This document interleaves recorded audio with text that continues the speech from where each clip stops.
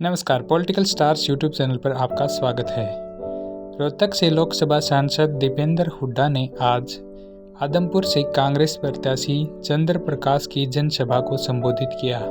साथ ही उन्होंने कुलदीप बिश्नोई पर भी गंभीर आरोप लगाए। देखिए इस वीडियो में। हमारे इस इलाके के संघर्ष के प्रतीक हमारे लोकप्रिय सांसद पूर्व केंद्रीय मंत्री आदरणीय जयप्रकाश जी और आदमपुर के होने वाले विधायक ही नहीं, आदमपुर के होने वाले विधायक ही नहीं, आने वाली कांग्रेस की सरकार में जो चौधरी भूपेंद्र सिंह हुड्डा जी के एक विश्वास पात्र के रूप में आप यहां से भेजेंगे तो केवल आदमपुर ही नहीं, पूरे हरियाणा के अंदर मैं समझता हूं कि जिनका बहुत योगदान और बड़ी भूमिका रहेगी, ऐसा हमें पूरा विश्वास है। हमारे बहुत ही सुशील स्वभाव के धनी, बहुत ही नरम स्वभाव के धनी और बहुत व्यवहारिक, ना तो आईएएस अफसर बन जाते हैं लोग तो बहुत सातवें आसमान पे घमंड भी आ जाता है, और कई तो ऐसे हैं जो बिना बने ही घमंड आ जाता है। ठीक बात है ना? समझ गए होंगे मैं किसकी बात कर रहा हूं। लेकिन ये कैसे हरियाणा की राजनीति में बहुत बड़ा तजुर्बा हमारा हो गया। अफसरशाही सरकार के समय भी देखी, हमने विपक्ष के समय भी देखी, लेकिन ऐसा व्यवहारिक आईएएस अधिकारी मैं समझता हूं कि कोई पूरे देश में खोजने से आपको मिलेगा। ऐसे व्यवहारिक आईएएस अधिकारी ये रहे, और अब आपके आशीर्वाद से जब सेवा का मौका मिलेगा, जैसे मैंने कहा, तो मुझे विश्वास है कि आदमपुर को और आप इस इलाके को आगे लेके जाने में बहुत बड़ा योगदान इनका रहेगा। हमारे प्रत्याशी चंद्र प्रकाश जी, मैं एक का नाम नहीं ले रहा क्योंकि मन से ये फैसला हुआ कि आप एक का नाम मत लो, क्योंकि सभी साथी हैं, या कोशिश करूं लेने की। भाई बताओ, हाँ, सम्मानित मंच बताओ प्रदीप जी, सम्मानित मंच कर दें, बताओ जी। हाँ भाई, हाँ ठीक, बताओ भाई। समय के देखते हुए और लोगों की जन भावना को देखते हुए, क्योंकि अपन लोगों की जन भावना के सभी सम्मानित मंच, अब एक बात बताओ, सारे इकट्ठे और सारे एक हो गए कि नहीं हो गए? सारे इकट्ठे और एक रहेंगे, और आदमपुर से इतिहास रचा जाएगा। आज मैं बधाई देता हूं आपको। कल फैसला हुआ कि आज यहां पर वर्कर मीटिंग होगी। आपने भी वर्कर मीटिंग देखी होंगी, कार्यकर्ता मीटिंग देखी होगी, मगर मैं समझता हूं कि आज जो जोश और जिस हाजिरी, जिस संख्या में और जिस भावना से और जिस जोश से आप सब यहाँ पे एकत्रित होके आए हो, उससे एक बात स्पष्ट हो गई है। आदमपुर ने ठाना है चौधरी भूपेंद्र सिंह हुड्डा जी के नेतृत्व में कांग्रेस को लाना है और चंद्र प्रकाश जी को जिताना है। यह आदमपुर ने ठान लिया है। और आदमपुर ने ठाना है बीजेपी को भगाना है। यह भी ठान लिया, आदमपुर ने ठान लिया कि नहीं ठान लिया? बदलाव का समय, मैंने आपको बधाई दी आदमपुर की, मैं आपको हरियाणा की बधाई भी दे रहा हूं। पिछले 3-4 दिन में हरियाणा के कोने कोने में जाने का अवसर मिला। हरियाणा के कोने कोने से एक ही आवाज आ रही है, बीजेपी की सरकार जा रही है और कांग्रेस की सरकार आ रही है। हरियाणा ने बदलाव का मन बना लिया। और क्यों बनाया? क्योंकि एक ऐसी सरकार साबित हुई 10 साल, जिसने हरियाणा का बहुत नुकसान किया। जो हरियाणा देश में 2014 से पहले देश में विकास का, खुशहाली का प्रतीक था हमारा प्रदेश, आज वो प्रदेश 10 साल की बीजेपी की सरकार के बाद देश में नंबर 1 बन गया, बेरोजगारी में देश में नंबर 1। और ये हम नहीं बता रहे, भारत सरकार 2024 की भारत सरकार के आंकड़े, देश में नंबर 1 बेरोजगारी में, देश में नंबर 1 हरियाणा बन गया नशे में, पंजाब से भी आगे निकल गया, हरियाणा में इतना नशा फैल गया। देश में नंबर 1 हरियाणा बन गया क्राइम में, अपराध दर में देश में नंबर 1। भारत सरकार द्वारा बीजेपी की हरियाणा सरकार का रिपोर्ट कार्ड प्रकाशित किया गया 10 साल के बाद। हरियाणा विकास की पटरी से उतर गया, इतनी बुरी तरह उतर गया विकास की पटरी से। आज मैं बता रहा था चंद्र प्रकाश जी को कि जो ये आदमपुर मंडी में जब आते हैं और जो सड़क पे जो क्या समझ गए, और सड़क पे, और मैं कह रहा था कि जब बाई इलेक्शन था तब आते थे तो सड़क पे खड्डे दिखते थे, और बाई इलेक्शन के 2 साल बाद आए तो सड़क पे खड्डे नहीं, जोड़ दिखाई दे रहे हैं, जोड़। ये विकास की तस्वीर है। विकास होल्डिंग लगाने से नहीं होता, मैं बता देता हूं इनको। होल्डिंग लगाने से विकास नहीं होता, विकास दिखाई देता है।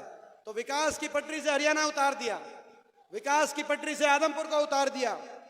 बीजेपी सरकार में आज बेरोजगारी में देश में नंबर 1, नशे में देश में नंबर 1, अपराध दर में देश में नंबर 1, भ्रष्टाचार की भेंट चढ़ गया हरियाणा, और हरियाणा वासियों को उलझा दिया हरियाणा वासियों को, आम नागरिक को उलझा दिया। पोर्टल में, प्रॉपर्टी आईडी में, फैमिली आईडी में, पहचान पत्र में, कागजों में, लाइनों में खड़ा कर दिया कि नहीं कर दिया हरियाणा के आदमियों को।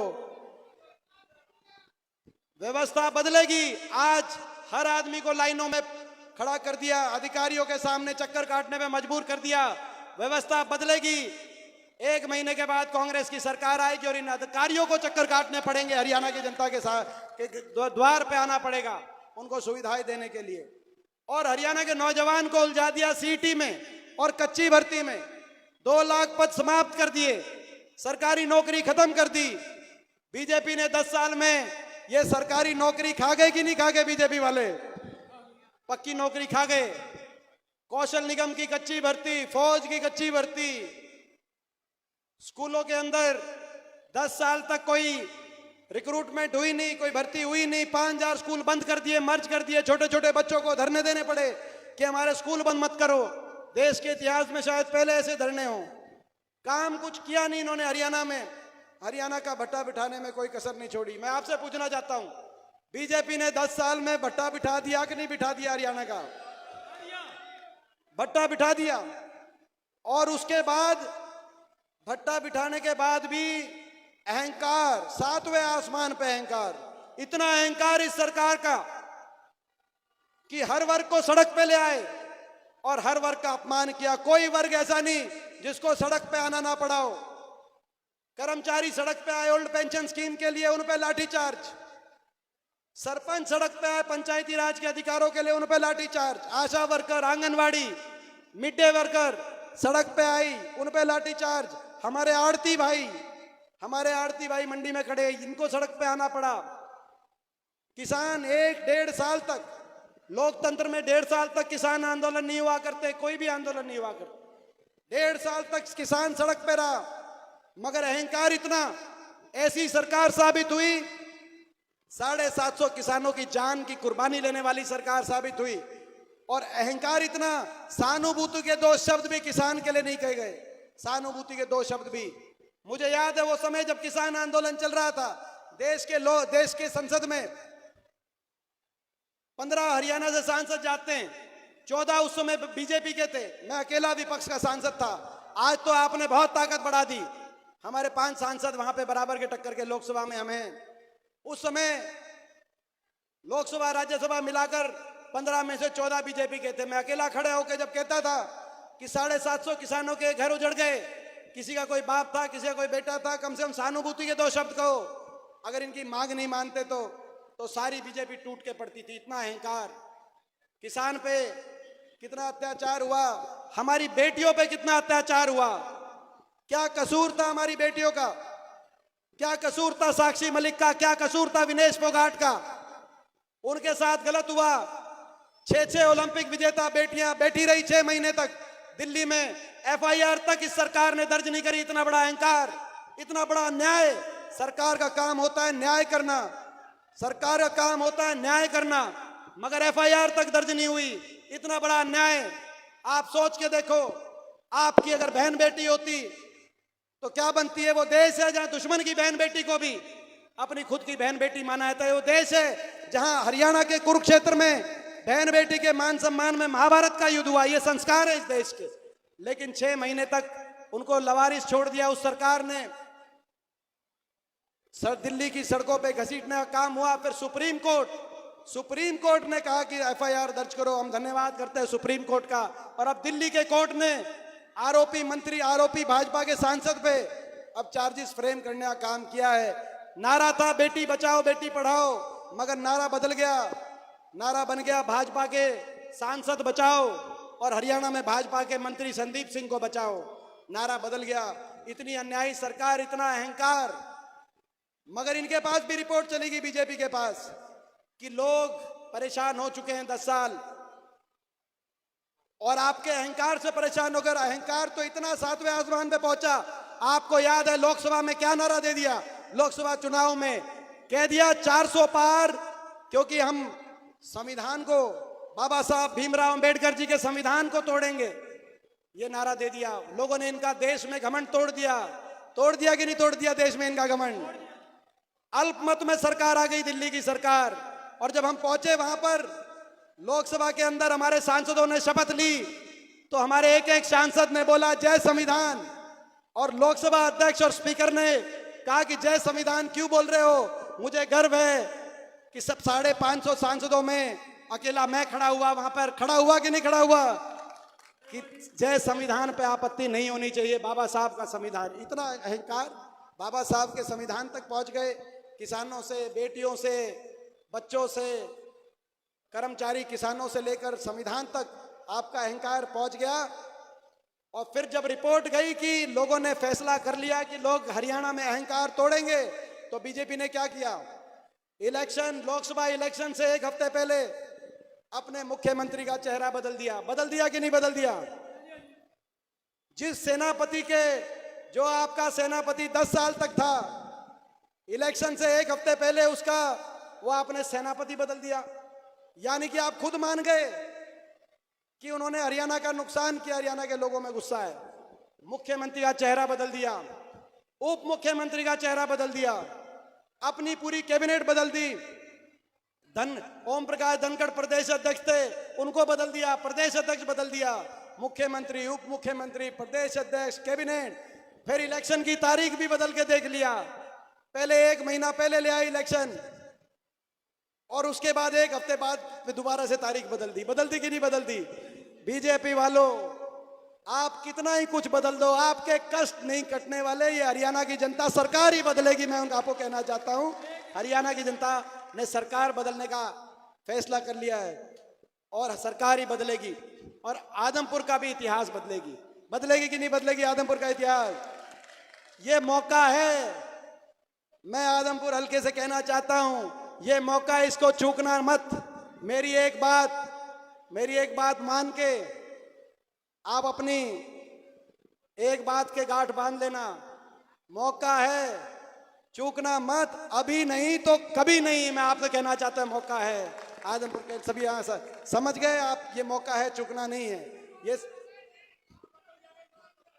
और मैं बधाई देता हूं आदमपुर की जनता को, आदमपुर की जनता को बधाई देता हूं। छत्तीस बिरादरी के, आदमपुर के हमारे, इतना आपने उपचुनाव में, जब जयप्रकाश जी उतरे थे उपचुनाव में, उस समय डामाडोल परिस्थिति थी कांग्रेस पार्टी की प्रदेश में। लेकिन धन्यवाद करते हैं शीर्ष नेतृत्व का। चौधरी उदय भान जी के हाथ में कमान आई कांग्रेस पार्टी की। हुड्डा साहब में विश्वास व्यक्त किया। और यहां से जयप्रकाश जी जब उम्मीदवार बन के आए, तो एक बार तो दिवाली आते आते सिंहासन डोल गए थे। डोल गए थे कि नहीं डोल गए थे? और लोगों ने एक बड़ा फैसला किया। उस चुनाव में जीत हमारे बाटे नहीं लगी, लेकिन नैतिक हार, सरकार की हुई, सारी ताकतें मिल गई। जयप्रकाश जी के को चुनाव में जीत के रास्ते पे रोकने के लिए बीजेपी, जेजेपी, सारी पार्टियां, इनेलो, जो इनकी बी टीम है, कोई सी टीम है, ये सारी पार्टियां मिल गई, सारी सरकार आ गई, सब कुछ आ गया। लेकिन आपने बहुत बड़ा आशीर्वाद दिया और बराबर की टक्कर यहाँ पे आदमपुर ने जब देखी तो पूरे प्रदेश में माहौल बना। वो आदमपुर ने जो नींव रखी थी उस उपचुनाव से, आज उसी की देन है कि हरियाणा के कोने कोने में कांग्रेस के पक्ष में माहौल बना है। और मैं आपको विश्वास दिलाता हूं, जो कांग्रेस की सरकार हरियाणा में बनेगी, नींव उसकी आपने उस चुनाव में रखी थी। हम भी आदमपुर को नंबर 1 पे रखने का काम करेंगे, मैं विश्वास दिलाता हूं। और मैं विश्वास दिलाता हूं, और ये भी विश्वास दिलाते हैं, 1 नवंबर की दिवाली है, 1 नवंबर की दिवाली है कि नहीं है? हरियाणा दिवस भी है, हाँ। और भाई 8 अक्टूबर की भी कह रहे हैं यहाँ पे, एक दिवाली 8 अक्टूबर को भी हो जाएगी। और 1 की दिवाली के आगे अगले दिन जो रामरामी पे हुड्डा साहब भी आएंगे, हम भी आएंगे, और भाई जयप्रकाश जी भी और चंद्र प्रकाश जी भी, सारे यहाँ पे बैठ के रामरामी, भाई प्रदीप भी, हमारे भाई, सारे हम मिलके, हमारी जो पूरी टीम है, तो हम रामरामी पे अपनी जीत की, वो जीत की रामरामी होगी। ये लड़ाई हरियाणा प्रदेश के भविष्य को बचाने की लड़ाई है। ये लड़ाई हरियाणा के नौजवान के भविष्य को बचाने की लड़ाई है। ये लड़ाई हमारे किसान के और मजदूर के सम्मान को बचाने की लड़ाई है। ये लड़ाई बाबा साहब भीमराव अंबेडकर जी के संविधान को बचाने की लड़ाई है। ये लड़ाई हरियाणा के बड़े बुजुर्गों को आज से 1 महीने बाद देश में सबसे ज्यादा 6000 बुढ़ापा पेंशन दिलवाने की लड़ाई है। ये लड़ाई कमर तोड़, महंगाई की कमर तोड़ने के लिए, बिजली उपभोक्ता को 300 यूनिट बिजली में राहत देने के लिए और अपनी माताओं बहनों को 500 रुपए में गैस का सिलेंडर दिलवाने की लड़ाई है। ये लड़ाई राजस्थान की कांग्रेस अशोक गहलोत सरकार के तर्ज पर 25 लाख तक इलाज, सरकारी खर्चे से गरीब आदमी को 25 लाख तक इलाज के लिए राहत दिलवाने की लड़ाई है। ये लड़ाई किसान को एमएसपी की गारंटी, कर्मचारी को ओल्ड पेंशन स्कीम दिलवाने की लड़ाई है। ये लड़ाई एससी समाज के हमारे परिवार, बैकवर्ड समाज के हमारे परिवार को दोबारा से 100 गज के प्लॉट की स्कीम की शुरुआत करके 100 गज के प्लॉट दिलवाने की, और इंदिरा आवास योजना से गरीब जरूरतमंद को 3.5 लाख तक की आर्थिक सहायता से मकान दिलवाने की ये लड़ाई है। और ये लड़ाई हरियाणा के नौजवान को 2 लाख पक्की सरकारी नौकरी जो इन्होंने खत्म कर दी, और हरियाणा के नौजवान के उज्जवल भविष्य की, और हरियाणा को पूरी तरीके से नशा मुक्त बनाने की ये लड़ाई है। ये लड़ाई आदमपुर को विकास की तरफ, केवल होल्डिंग्स की तरफ नहीं, होल्डिंग्स में विकास ना दिखे। आदमपुर ये हल्का हमारा अपना हल्का है, ये हल्का आदमपुर हल्का ये हमारा अपना हल्का है। ये हमारा, मैं समझता हूं कि आप जानते हैं कि भाई हमारा लुदास गांव हमारा अपना गांव, हमारा पैतृक गांव, तो ये पूरा हल्का ये हमारा अपना हल्का है। और आपने उपचुनाव में इस पूरे इलाके में, आसपास के पूरा जो हिसार का ये क्षेत्र है, ये हमारा अपना क्षेत्र है। पीछे तो कोई कहीं से आया, कोई कहीं से आया है, पीछे तो अपा सारे ज्यादातर राजस्थान से आए, लेकिन फिर आगे कोई कहीं चला गया, कहीं चला गया। लोग बांटते हैं इन बातों को लेकर, मगर विकास जोड़ता है, भावना जोड़ती है। मगर ये हमारा अपना हल्का है, ये मौका है, इस मौके में मुझे पूरा विश्वास है। और ये आखिरी बात मैं कहूंगा, वो समय हो गया। एक और बात मैं आपके बीच में कहने आया हूं, वोट काटुओं से बचना, वोट काटुओं से बचना। कई पार्टी ऐसी हैं, मैंने सिरसा रैली में कहा था दिसंबर में कि दुष्यंत चौटाला से बीजेपी ने समर्थन का समझौता हो गया, समझौता तोड़ने का। मैंने सिरसा रैली में कह दिया था कि नहीं कह दिया था, समझौता टूट गया। मैंने कहा था कि चुनाव में इनको अलग से भेजेंगे वोट काटने के लिए, और आपने देखा अब अभय सिंह चौटाला का समझौता पिछले 10 साल से चल रहा है बीजेपी के साथ। वो तो पिछली बार इनकी 1 ही सीट आई और भतीजे की सीट आ गई 10 जेजेपी की। अगर इनकी 1 भी सीट इनसे ज्यादा आ जाती तो रेस लगाने को तैयार थे कि भाई बीजेपी को जाके कौन सा पहला समर्थन पत्र अपना पकड़ा के आता। आज आपने देख लिया पूरे सिरसा में बीजेपी ने, अभय सिंह चौटाला ने गोपाल कांडा ने मिलकर टिकटें बांटी सिरसा में। और एक हमें दुख की बात है, मिलकर टिकटें बांटी, खुले तौर पे मिलकर चल रहे हैं। अब चोरी पकड़ी गई तो चोर चोर चिल्ला रहे हैं। चोरी तो पकड़ी गई आपकी, बहुत पहले पकड़ी गई। अभय सिंह जी को मैं कहना चाहता हूं, वोट काटू की जो जिम्मेदारी बीजेपी ने आपको दी है, लोग वो जिम्मेदारी पूरा नहीं करने देंगे। हरियाणा में 2 ही मुकाबले होंगे, कांग्रेस का बीजेपी के साथ मुकाबला होगा और जेजेपी और इनेलो का नोटा के साथ मुकाबला होगा। आज मैं उनको कहना चाहता हूं, ये वोट काटू उम्मीदवार आ सकते हैं, कहीं कहीं आ सकते हैं। सिरसा में क्या हुआ मैं कहना चाहता हूं, सिरसा के अंदर हमारे एक बैकवर्ड समाज के बीजेपी के जो उम्मीदवार अकेले, जो हमारे जांगीड़ ब्राह्मण समाज से अकेले उम्मीदवार थे प्रदेश में, उनको जो है कल आपने देखा उनकी टिकट काटने का काम गोपाल कांडा के पक्ष में वहां किया। नलवा में क्या हुआ आपने देखा, हमारे एक और बैकवर्ड समाज के उम्मीदवार की टिकट आपने देखा किसने काटने का काम किया नलवा से, आपने देखा वहां से टिकट काटने का काम किया। ये तो भाई इनके ये जो गठबंधन हमने आदमपुर में देख लिया था, ये गठबंधन उपचुनाव में गठबंधन देख लिया था, जब जयप्रकाश जी के खिलाफ सारी शक्तियां एक होकर आई थी आदमपुर में, बीजेपी, जेजेपी, इनेलो, कुलदीप बिश्नोई जी, ये सारी ताकतें एक होकर आई थी उस उपचुनाव में, केवल एक मकसद के साथ कि हरियाणा में बदलाव ना हो। लेकिन अब ये दोबारा से सारी ताकतें आएंगी, इन वोट काटुओं का से बच के रहना। बच के रहोगे कि नहीं बच के रहोगे वोट काटुओं से? मैं बधाई देता हूं आपको। आज ये आपने यहां से शुरुआत करी है, ये आपकी मेहनत रंग लेके आएगी। बहुत बहुत धन्यवाद। बहुत से साथी ज्वाइन हुए थे आज, जिसमें मास्टर भीम सिंह जी भी हैं, ये जेजेपी के अध्यक्ष थे, हमारे भाई राजेश जिला पार्षद बगला, राजेश बगला जिला पार्षद, ये बाई इलेक्शन में भी राजेश से बात हुई थी, मन उसका उस समय भी हो रहा था लेकिन थोड़ी कसर रह गई थी, आज इसने पूरी कर दी राजेश ने। तो भाई राजेश ज्वाइन हुए। संदीप गोयल व्यापार मंडल के जो उप प्रधान हैं मंडी के, वो भी आज शामिल हुए हैं। और सभी ये भीम सिंह जी जेजेपी के प्रदेश और अपना हल्का अध्यक्ष थे, सारी इनकी टीम और भी जो सारे साथी शामिल हुए हैं, सबका बहुत बहुत स्वागत, बहुत बहुत धन्यवाद। जय हिंद, जय राम जी की, जय आदमपुर की।